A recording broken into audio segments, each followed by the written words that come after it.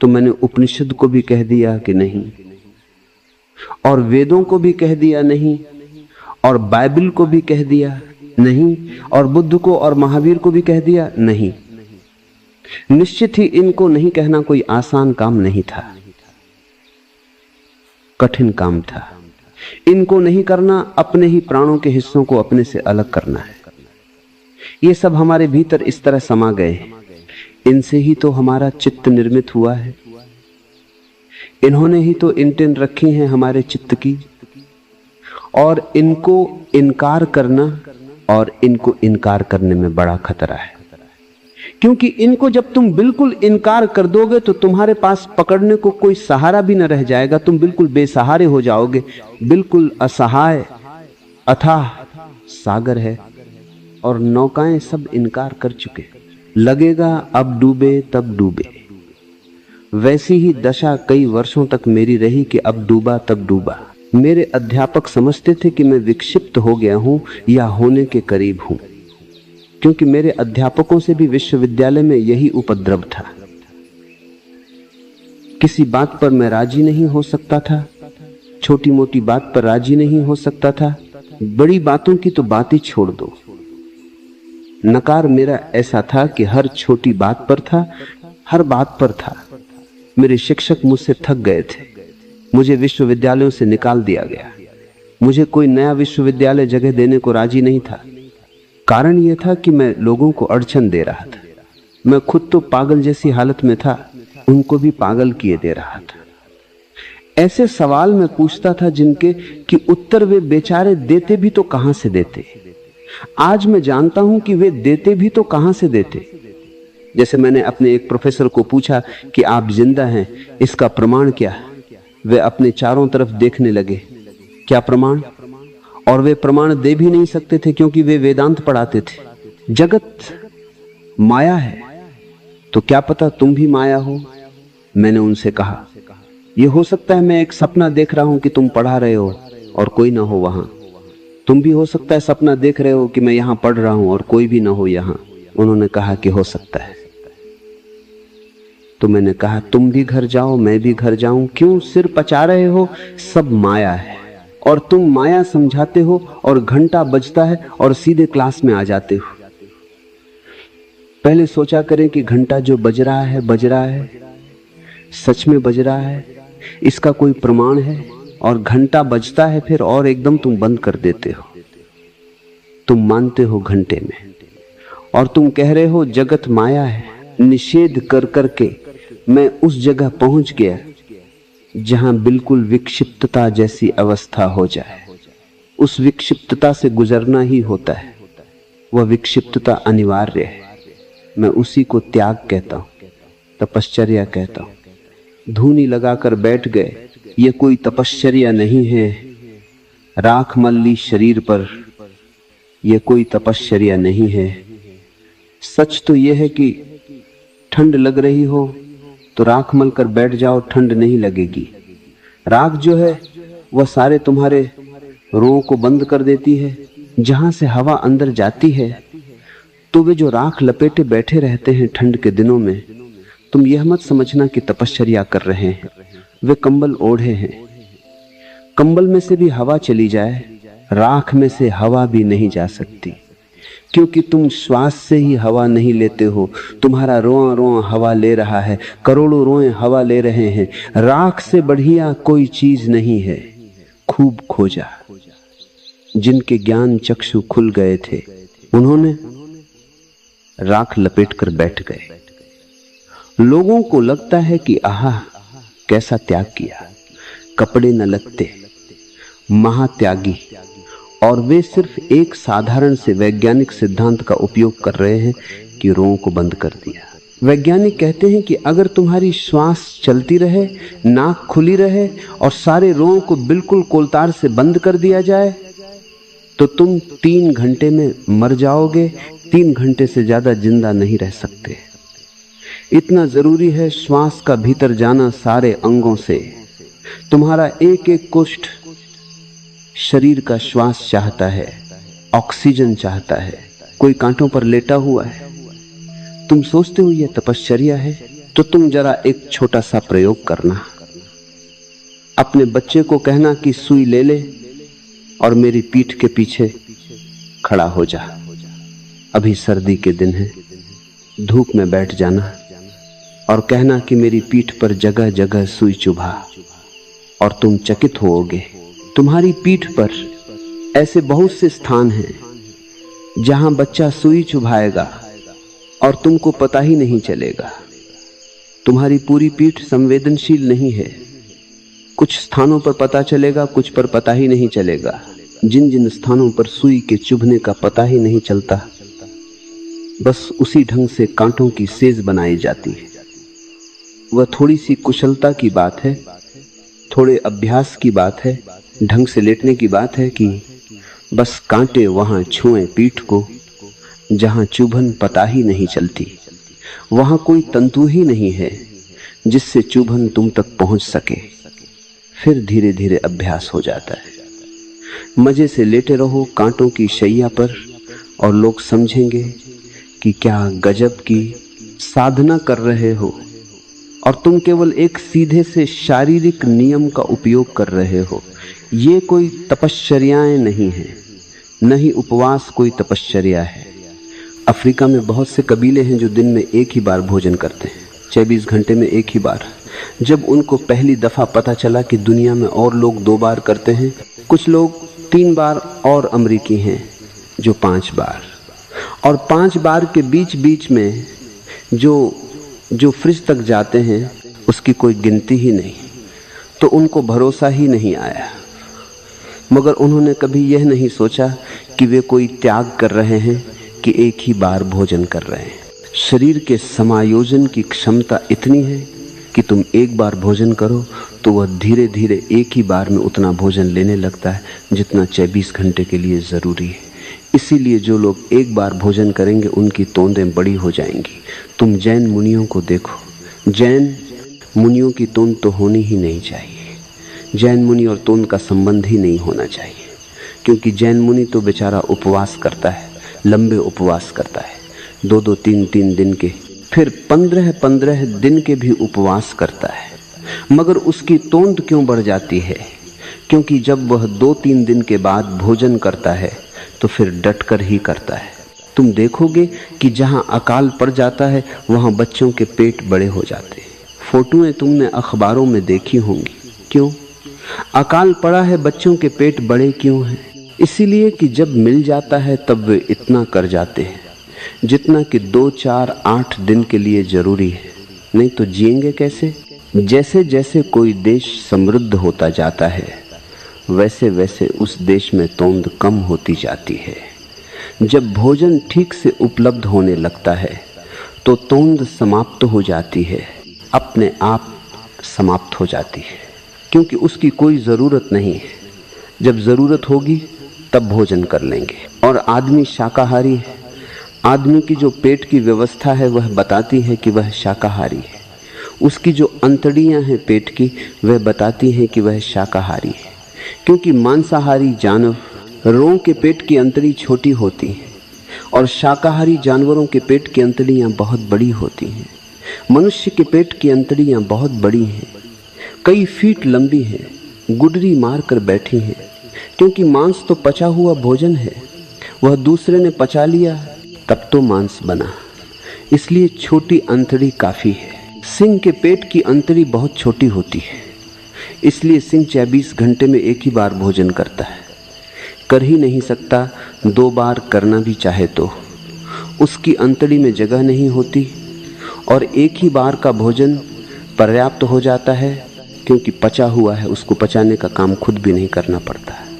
और भारी भी है मांसाहार, क्योंकि पूरा का पूरा भोजन पचा हुआ है, उसमें कुछ भी व्यर्थ नहीं है जो फेंकना है बाहर। जब तुम शाक सब्जी खाते हो उसमें 70% तो बेकार है, कूड़ा करकट है, उसे बाहर फेंकना पड़ेगा। तुम्हें बड़ी अंतड़ी चाहिए, क्योंकि 70% जगह तो व्यर्थ की चीजें ले लेंगी, 30% ही सार्थक चीजों के लिए जगह बचेगी। इसलिए जितने शाकाहारी जानवर हैं, जैसे बंदर, वह दिन भर तुम देखो चल रहा है काम उनका, इस झाड़ से उस झाड़ पर। अमरीकी उसी अवस्था में आ गए हैं।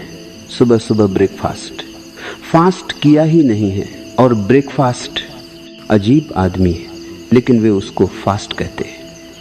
रात जो 12 बजे भोजन बंद कर दिया, सो गए, और फिर सुबह जो 8 बजे उठे तो 8 घंटे का फास्ट हो गया ना, वह 8 घंटे का उपवास हो गया। अब उपवास भंग, ब्रेकफास्ट।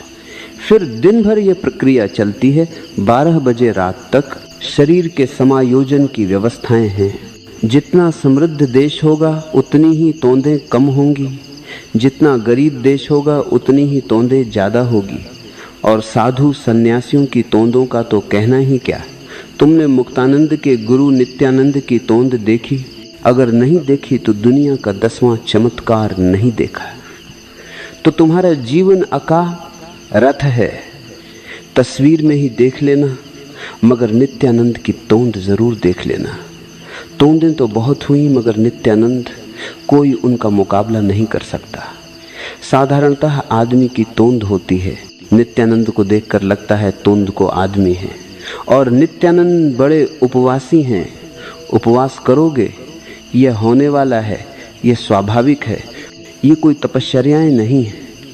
तपश्चर्या एक ही है, नकार कर दो बाहर से, सारे ज्ञान को विच्छिन्न कर लो अपने को, सारे सामाजिक सम्मोहन से, सारे सामाजिक संस्कारों से। हिंदू, मुसलमान, जैन, ईसाई, यहूदी, कोई भी संस्कार हो, सारे संस्कारों से अपने को मुक्त कर लो। यही तपश्चर्या है। कठिन है, कठोर है, कपड़े उतारने जैसी नहीं है, चमड़ी उघाड़ने जैसी है।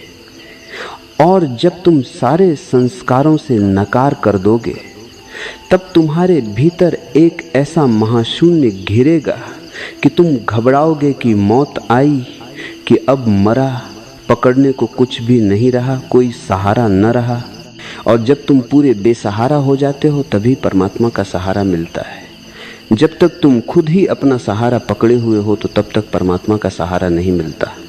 कृष्ण के जीवन में एक प्यारी घटना है, कहानी ही होगी मगर बड़ी सत्य के संबंध में सूचक है। वे भोजन करने बैठे हैं, रुक्मिणी थाली पर पंखा झल रही है। बीच भोजन में उठ खड़े हुए और एकदम भागे दरवाजे की तरफ। रुक्मिणी ने कहा, क्या हुआ? हाथ का कौर छोड़ ही दिया है थाली में। उत्तर नहीं दिया रुक्मिणी को, जैसे कि एकदम घर में आग लग जाए, और फिर दरवाजे पर जाकर ठिठक गए। क्षण भर खड़े रहे, फिर वापस लौट आए, वापस थाली पर बैठकर भोजन करने लगे। रुक्मिणी ने पूछा, मेरी कुछ समझ में नहीं आया। इतनी तेजी से भागे जैसे घर में आग लगी हो, जैसे भूकंप आ गया हो, और फिर चुपचाप लौट आए दरवाजे की देहरी से। हुआ क्या? इसका राज क्या है? कृष्ण ने कहा, राज कुछ ज्यादा नहीं, छोटा सा है।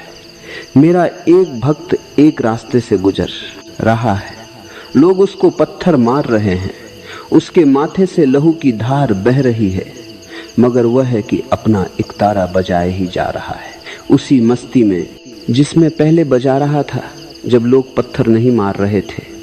खून बह रहा है और इकतारा बज रहा है, और वह मुझे पुकार रहा है। उसकी असहाय अवस्था देखकर मुझे भागना पड़ा, भोजन मैं पूरा नहीं कर सका। रुक्मिणी ने कहा, फिर दरवाजे से लौट क्यों आए?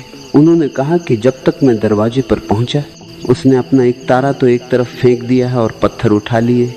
उसने कहा कि आ जाओ, अब कौन कौन है, अब बहुत हो गया पुकारते पुकारते कृष्ण कृष्ण, अब मैं ही निपटे लेता हूँ। अब वह खुद ही निपट रहा है, अब मेरी कोई ज़रूरत न रही। इस कहानी को मैं बहुत अर्थपूर्ण मानता हूँ। तुम जब तक कुछ भी सिद्धांत, कुछ भी विचार, कुछ भी धारणा, कुछ भी शास्त्र पकड़े रहोगे, तब तक परमात्मा की तुम्हें ज़रूरत ही नहीं।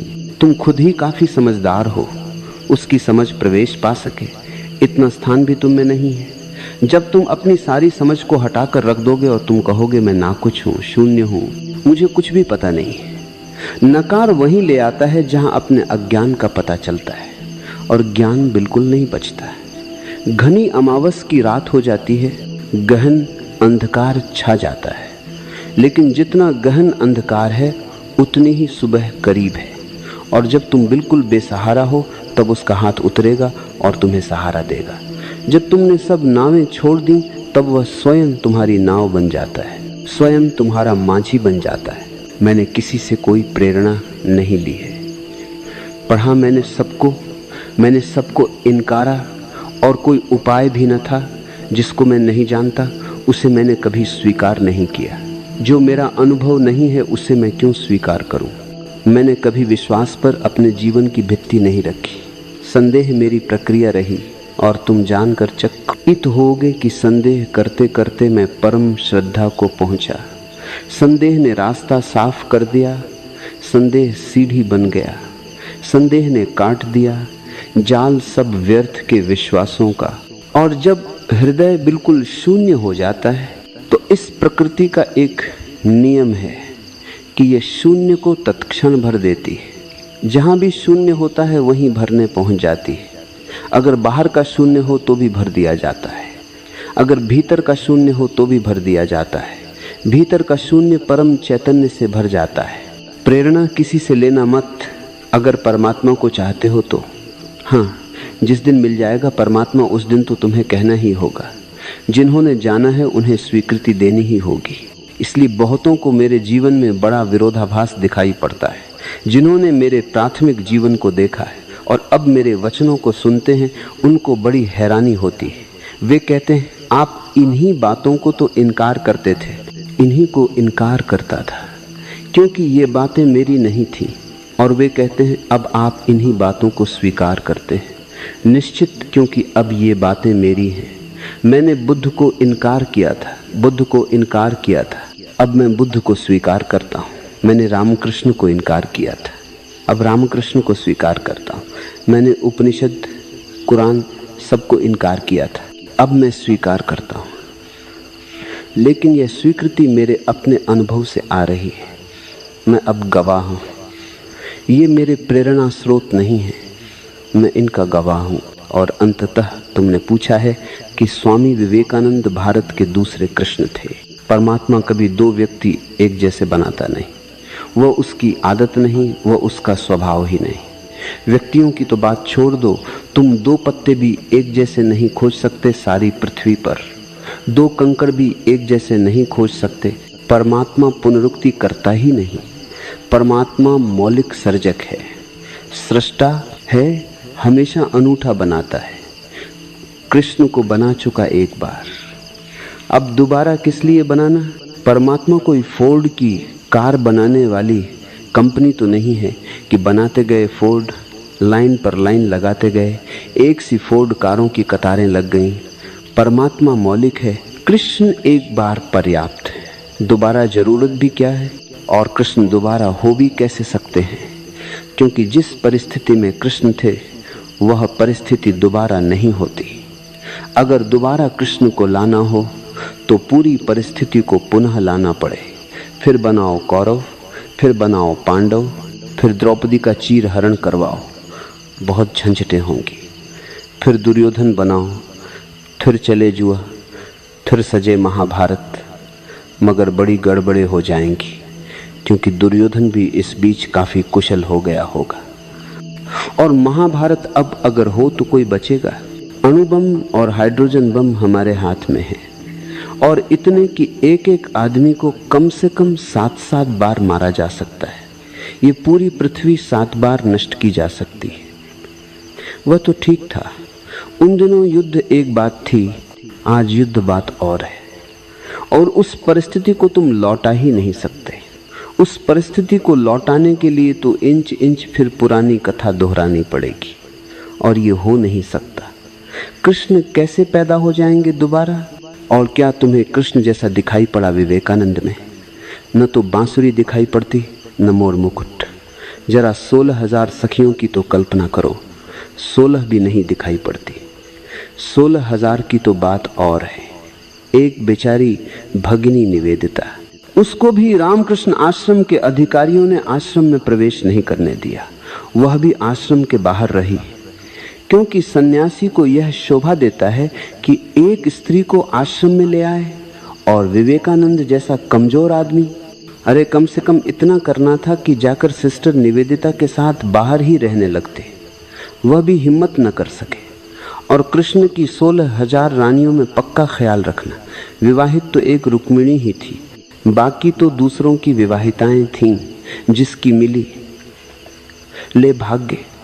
अब यह न चलेगा, जेल खाने में बंद पाए जाएंगे। यह और युग है और परिस्थिति है। किस आधार पर कहते हो कि दूसरे कृष्ण? ऐसा तो कुछ भी नहीं है विवेकानंद में जो तुम कृष्ण से तुलना करो। असल में तुलना ही नहीं हो सकती। कहां कृष्ण, कहां विवेकानंद? विवेकानंद की तुलना तो परमहंस रामकृष्ण से भी नहीं हो सकती। उनकी भी चरणों की धूल है। तुम कहते हो उपनिषदों व अन्य भारतीय ग्रंथों के मूर्धन्य विद्वान। यह मैं स्वीकार करूंगा, विद्वान, मगर ज्ञाता नहीं। विद्वान निश्चित, भाषा के विद्वान, सिद्धांतों के संबंध में कुशल, मगर ज्ञाता नहीं, गवाह नहीं, साक्षी नहीं, व्याख्याकार, टीकाकार। लेकिन ऐसा कुछ विवेकानंद की वाणी में नहीं है जिसको उपनिषद का गौरव दिया जा सके। अब तुम कह रहे हो ऐसे महापुरुष पर आपके मुखारविंद से एक लंबी प्रवचन माला की अपेक्षा है। भैया मुझे क्षमा करो, एक ही प्रवचन में सफाया किए दे रहा हूं ताकि आगे दोबारा कोई ये सवाल उठाए ही ना। और तुम कहते हो शंका भी है कि विवेकानंद पर आप शायद नहीं बोले। तुम्हारी शंका दुरुस्त है, कारण कि उनका समग्र चिंतन हिंदू शब्द व हिंदू सभ्यता पर आधारित है और हिंदू शब्द से आपको घृणा है। ऐसा मुझे कई बार प्रतीत हुआ है। हिंदू शब्द से मुझे घृणा नहीं है। शब्दों में क्या रखा है? हिंदू शब्द हिंदुओं का है भी नहीं, दूसरों ने दे दिया है, विदेशियों ने दे दिया है। वेदों में हिंदू शब्द का कोई उल्लेख नहीं है, उपनिषदों में कोई उल्लेख नहीं है। जैसे विदेशी भारत में आए उनके कारण यह पैदा हुआ। विदेशियों की जो पहली श्रृंखला भारत आई, उनकी भाषा में सिस के लिए ह शब्द था। वेश का उच्चारण ह की तरह करते थे, इसलिए सिंधु नदी को उन्होंने हिंदू कहा, हिंदू नदी। और सिंधु नदी पहले पड़ती थी रास्ते में, तो इस सिंधु के पार जितने लोग बसते थे वे हिंदू नदी के पास बसने वाले लोगों को हिंदू कहा। उसके बाद जो दूसरी श्रृंखला भारत में विदेशियों की आई, आती रही विदेशियों की श्रृंखला। भारत अपनी व्यर्थ की बकवास में लगा रहा और विदेशी आते रहे और शोषण करते रहे। भारत ज्ञान की बातें करता रहा, जगत मिथ्या ब्रह्म सत्य, और लोग आते रहे और बताते रहे इनको कि सत्य क्या है। जो दूसरी श्रृंखला आई उनकी भाषा में सिंधु के लिए इंदु उच्चारण हुआ, उससे इंडस और इंडिया शब्द पैदा हुए। ये दोनों ही शब्द विदेशी हैं, भारतीयों का इनसे कुछ लेना देना नहीं है।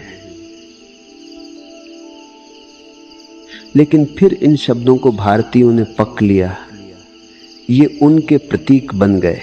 कभी कभी तो ऐसा हो जाता है कि ऐसे शब्द जिनका तुमसे कोई संबंध नहीं होता तुम्हारे प्रतीक बन जाते हैं।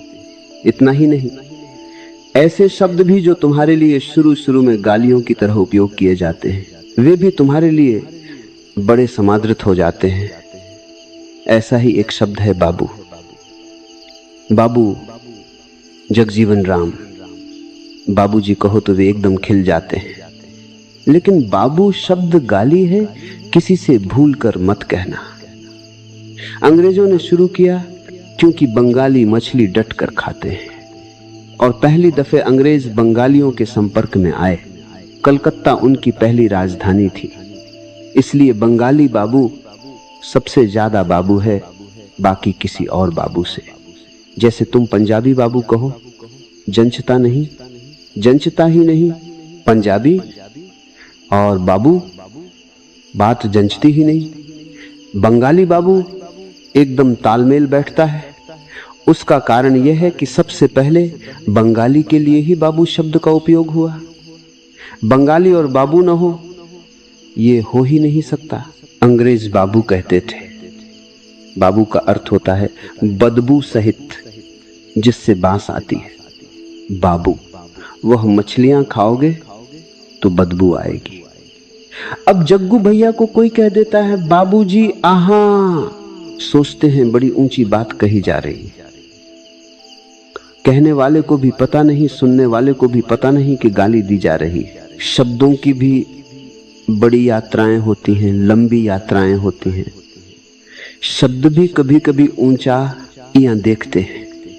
घूरों पर पड़े शब्द कभी आकाश के तारे बन जाते हैं, कभी आकाश के तारे घूरों पर गिर जाते हैं। बड़े उतार चढ़ाव आते हैं शब्दों के जीवन में भी। शब्दों की यात्राएं भी बड़ी अद्भुत हैं। शब्दों की यात्राओं को कोई गौर से देखे तो बड़ी हैरानी होती है। कभी जो आदृत शब्द होता है अनादृत हो जाता है बाद में। कभी अनादृत था फिर आदृत हो जाता है। समय बदलता है, परिस्थिति बदलती है। भगवान दास आर्य, हिंदू शब्द हिंदुओं का तो है ही नहीं, विदेशियों का दिया हुआ शब्द है। तुम पकड़ कर बैठ गए और अब उसको शोरगुल मचाए हुए हो, बहुत शोरगुल मचाए हुए हो। सिर्फ सिंधी अपने को हिंदू कहे तो चल सकता है, और सिंधी भाषा को हिंदी कहो तो चल सकता है। बाकी पूरे देश को हिंदू कहना, हिंदुस्तान कहना, हिंद कहना और पूरे देश के रहने वालों की भाषा को हिंदी कहना कुछ अर्थ नहीं रखता। मुझे क्या विरोध हिंदू शब्द से, मुझे कोई घृणा नहीं है हिंदू शब्द से, लेकिन मैं चाहता हूं मनुष्य एक हो। एक मनुष्य की उद्घोषणा करनी चाहिए, सारी पृथ्वी एक हो। ये विभाजन गिरे, ये भेदभाव गिरे, कौन हिंदू, कौन मुसलमान, कौन ईसाई। चैतन्य की उद्घोषणा करो, अपने भीतर के परम प्रभु की उद्घोषणा करो। उस उद्घोषणा के लिए इन सारे शब्दों को गिरा देना चाहता हूं। इसलिए मेरे सन्यासियों का तुम्हें पता ही नहीं चलेगा। कौन हिंदू है, कौन मुसलमान है, कौन ईसाई है, कौन यहूदी है। यहां सारे धर्मों के सन्यासी मौजूद हैं, सारे देशों के सन्यासी मौजूद हैं, लेकिन कोई पूछता ही नहीं। उनकी जाति, उनका धर्म, उनका देश कुछ लेना देना नहीं है।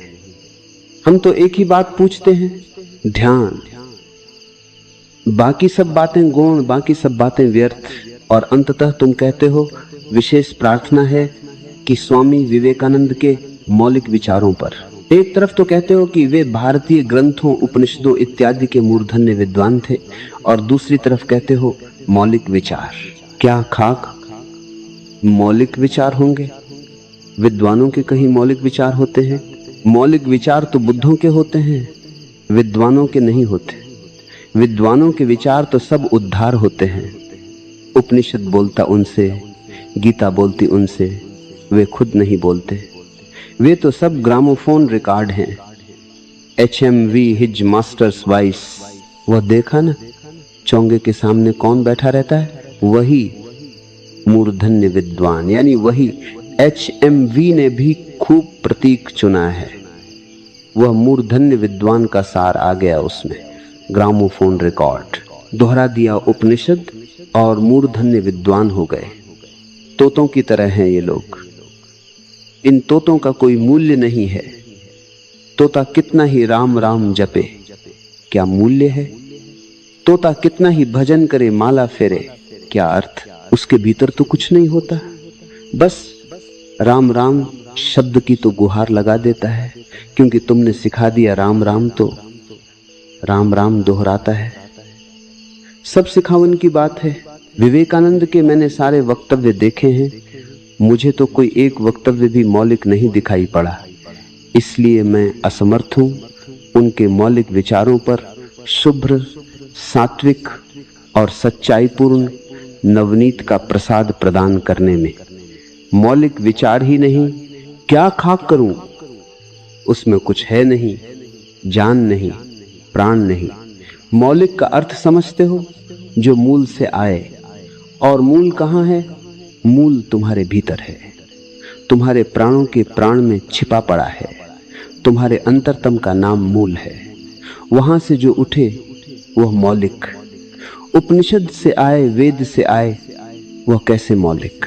वह तो किताबी है, कागजी है, बांसा है, उधार है। तुम्हारी निजता का उसमें कोई दान नहीं है। जो ध्यान में जन्मे, जो समाधि में उठे, जो सुगंध समाधि में उठती है वही मौलिक होती है। बाकी तो सब कूड़ा करकट है। ढो कितना ही, सजा लो कितना ही, काम नहीं पड़ेगा, वक्त पर काम नहीं आएगा। मैंने सुना एक महिला एक तोते को खरीद कर लाई। तोते बेचने वाले ने कहा कि आप न लें तो अच्छा, क्योंकि उसे पता था कि महिला बड़ी धार्मिक है। उसने कहा आप धार्मिक हैं और ये तोता जरा रद्दी संग साथ में रहा है तो जरा गाली इत्यादि बक देता है, इसको आप नहीं लें तो अच्छा। मगर तोता इतना प्यारा था कि महिला ने कहा कि ठीक है, वह तो हम समझा लेंगे, बदल लेंगे, कोई घबराने की बात नहीं। महिला लेकर घर आई। तोते ने आते से ही कहा, अरे नया घर, नई मालकिन, नई लकियां। फिर चंदूलाल आए, पतिदेव घर लौटे तो तोते ने कहा, अरे घर नया, स्त्री नई, लड़कियां भी नई, चंदूलाल ग्राहक, पुराने के पुराने। वह एक वेश्या के घर का तोता था जहां चंदूलाल आया जाया करते थे। चंदूलाल भी दुखी हुई, महिला बहुत दुखी हुई कि करना क्या अब, ये तोता कहां से ले आई। चंदूलाल ने कहा, ये बहुत उपद्रवी तोता है, ये कुछ भी अंट संट बकेगा। और बकता था। कोई साधु महात्मा आ जाए तो कहे, ऐ पोंगा पंडित सत्संग में रह चुका था। महिला ने कहा, करना क्या अब। पास में ही एक पादरी था। महिला ने पादरी से सलाह ली कि कुछ रास्ता बताओ, आप तो बड़े बड़ों को सुधार दिए, ये मेरे तोते को सुधार दो। पादरी ने कहा, कोई फिक्र नहीं, मेरे पास भी एक तोता है जो बड़ा भक्त है, जिसे पूरी की पूरी प्रार्थना आती है, बाइबल के वचन भी आते हैं और सुबह से ही बैठकर माला जपता है। ऐसा भक्त तोता मैंने नहीं देखा। तू ऐसा कर, अपने तोते को यहीं ले आ, मेरे भक्त तोते के पास छोड़ दे, सत्संग का असर होगा, दोनों साथ साथ रहेंगे, सब ठीक हो जाएगा। महीने 15 दिन में सब बदलाहट हो जाएगी। सत्संग तो असर लाता ही है। महिला को भी बात जंची, तोते को ले आई, रख गई पादरी के तोते के पिंजड़े में। 5-7 दिन बाद देखने आई कि हालत कहां तक सुधरी। महिला को देखकर पादरी तो एकदम भन-भना गया। उसने कहा, ले जा अपना तोता, इसी वक्त ले जा। महिला ने कहा, बात क्या है? उसने कहा, बात कुछ पूछ मत, तू अपने तोते को ले जा, हमें नहीं रखना ये तोता। दोनों तोते के पिंजड़े के पास गए। महिला भी कुछ समझी नहीं कि बात क्या है। जाकर समझ में आई, पादरी के तोते ने माला फेंक दी थी। महिला ने पूछा कि तूने माला क्यों फेंक दी? उसने कहा, माला जिसके लिए जपते थे वह मिल गई। वह तोता जो महिला लाई थी तोती थी कि माला इसी के लिए जप रहे थे, प्रार्थना कर रहे थे। सुन ली प्रभु ने। अब क्या जपना माला, अब क्यों जपना माला? तोतों की बातें तो ऊपर ही ऊपर होंगी, भीतर तो कुछ और चलता रहेगा। मौलिकता तोतों में नहीं हो सकती, विद्वानों में मौलिकता कभी नहीं होती, विचार में मौलिकता होती ही नहीं। मौलिकता तो ध्यान में होती है, निर्विचार में होती है। भगवान दास आर्य, ऐसे व्यर्थ के प्रश्न यहां मत उठाया करो। कुछ सार्थक पूछो, 2 दिन की जिंदगी है, कुछ काम की बात पूछो, कुछ जो तुम्हारे काम आ जाए, कुछ जो तुम्हारे जीवन को बदल जाए, कुछ जिससे तुम्हारे बंद झरोखे खुले, कुछ जिससे परमात्मा से तुम्हारा सेतु जुड़े। तुमने नाहक विवेकानंद को पिटवाया, इसमें मेरा कोई जिम्मा नहीं, जिम्मा तुम्हारा है। मेरी बातों को प्रेम से और शांति से सुना है, उसके लिए बहुत बहुत अनुग्रहित हूं और सबके भीतर बैठे परमात्मा को प्रणाम करता हूं। मेरे प्रणाम स्वीकार करें